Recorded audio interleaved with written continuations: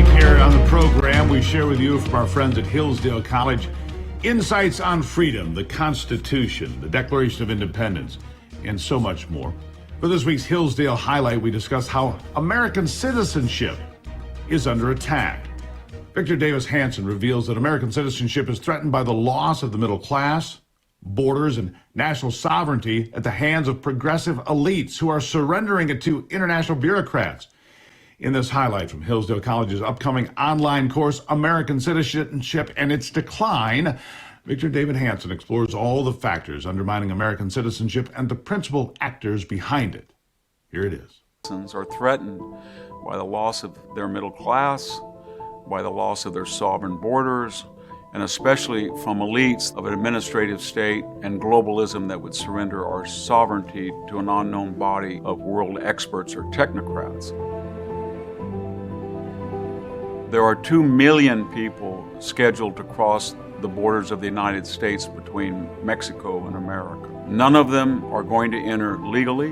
No vaccinations for COVID. There's going to be no tests for COVID, solely for the purpose of enhancing the progressive agenda and the Democratic Party. We have no border, and there is no immigration law. If we look more importantly at the middle class, we are emerging from a pandemic, a population emerging from quarantine, an already inflationary cycle where we were not producing goods and services because of the quarantine, or the population was not growing at a vast rate that would justify printing more money, and yet that's what we're doing. And the result of it is, for the first time in 30 years, we have an annual inflation rate of somewhere between 4.5% to 7%. Once interest rates go up, people will not be able to pay for these inflationary prices for cars or major appliances or home. They'll stop buying, and then we'll have a recession. We're also in the middle of something I don't think any American has ever seen before, and that is a new woke movement. What wokeness says is, according to one of its architects, Professor Kendi,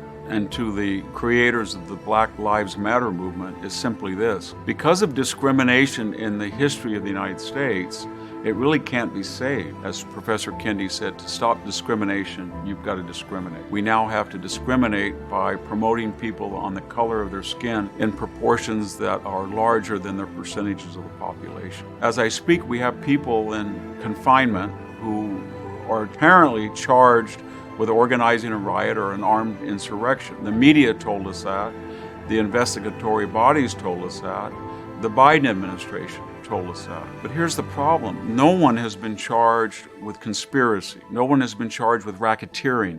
No one has been charged with organizing an insurrection, because it was not an insurrection, as the FBI has recently found. So what am I getting at? I'm getting at the equal applicability of the law and the administrative state's execution law. We had a 120-day riot that had just finished, and that was the summer of 2020. In 120 days of rioting, a federal courthouse was torched. A police precinct was torched with policemen inside it. A historic St. John's Episcopal Church right across from the White House was torched. If anything, it was called a legitimate protest against the Trump administration. It was much differently portrayed in the press and by the administrative state. We've got to remember that there is an agenda, an international cosmopolitan agenda by very wealthy people, very sophisticated people, very educated people. And that's something called the Great Reset. Klaus Schwab, the architect of the DAVOS group, who discovered, created, inaugurated the idea that all of the world's luminaries, the best captains of industry, the best Silicon Valley architects of the internet, social media, the most impressive military leaders, the most impressive politicians, they could all assemble at Davos, Switzerland, among friends, and even though they were of different countries, they all were so enlightened that they could agree that the world was getting too hot. And there had to be an international body that overrode legislatures or dictators or theocrats or democracies or republics. This group now is very earnestly trying to fan out through their respective countries to harmonize all of the nations of the world to turn over their sovereignty to the select group.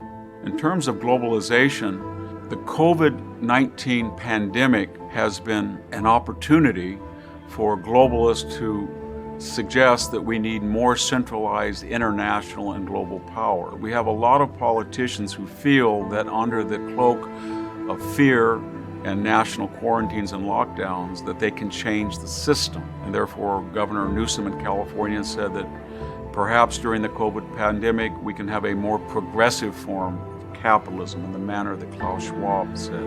Hillary Clinton said perhaps during the COVID lockdown it's an opportunity to get a single health payer or more ambitious government health care plan. I think it was Jane Fonda, the actress and occasional Davos attendee, who said, "Thank God for the virus because it was a mechanism to get rid of Donald Trump."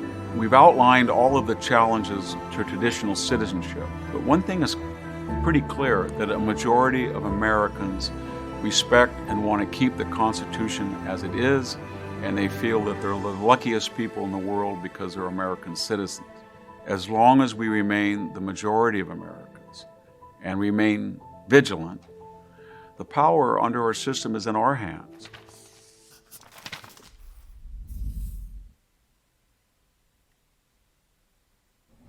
The power in the system is in our hands, as long as we don't surrender it.